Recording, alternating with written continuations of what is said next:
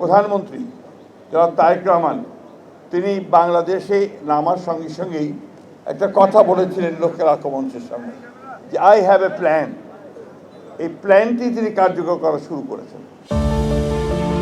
ছোট্ট ছবিটা যেখানে শিশুদের আনন্দের উৎস অনিরাপদ দোলনা, যা চোখে পড়তেই দেশের প্রধানমন্ত্রীর সরাসরি ফোন যুব ও ক্রীড়া প্রতিমন্ত্রী আমিনুল হকের কাছে।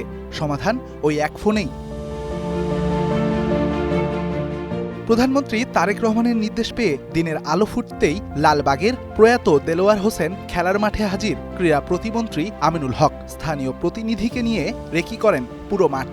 আমাদের মাননীয় প্রধানমন্ত্রী গতকালকের একটি জাতীয় দৈনিকে এই যে ঠিক মাঠের ঠিক ডান পাশে একটি ছোট্ট একটি পার্কের মতো একটি জায়গা আছে এবং সেখানে ছোট্ট শিশুরা খুব জরাজীর্ণ একটি মাঠের মতো একটি জায়গাতে তারা খেলাধুলা করছিল। মাঠের অবস্থাটি আসলে আমরা নিজেরাই এখন এসে সরজমিনে দেখলাম এবং সেই ছবিটি যখন পত্রিকায় আমাদের মাননীয় প্রধানমন্ত্রী দেখেছেন, দেখা মাত্রই তিনি এটা ছবি তুলে আমার কাছে পাঠিয়েছেন এবং আমাদের যে সংসদ সদস্য রয়েছে তাকে বিষয়টা অবগত করেছেন এবং তাৎক্ষণিকভাবে আমাদেরকে, যেহেতু এটা আমরা রাতের বেলা জেনেছি, যার কারণে আমরা আজকে সকালবেলা এখানে এসেছি।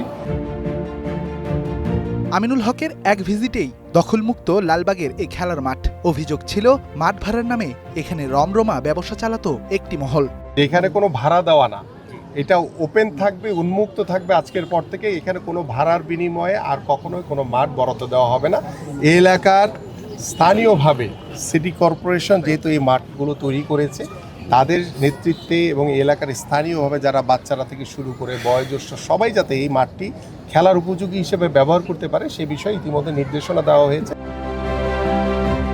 দেশে ক্রীড়াকে প্রাধান্য দিতে ঢাকা মহানগরী নিয়ে আলাদা পরিকল্পনার কথাও জানিয়েছেন আমিনুল হক। শহরের প্রতিটি 2 থেকে 3টি ওয়ার্ডে একটি করে খেলার মাঠের পরিকল্পনা নতুন সরকারের।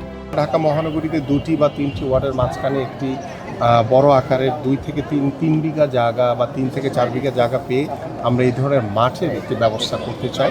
এদিকে দেশের ক্রীড়া সংকট কাটাতে আগামী সপ্তাহের মাঝে জেলা ও বিভাগীয় ক্রীড়া সংস্থাগুলোতে অ্যাডহক কমিটি বানিয়ে 3 মাসের মধ্যে নির্বাচনের ব্যবস্থা নেয়ার আশ্বাসও দিয়েছেন যুব ও ক্রীড়া প্রতিমন্ত্রী।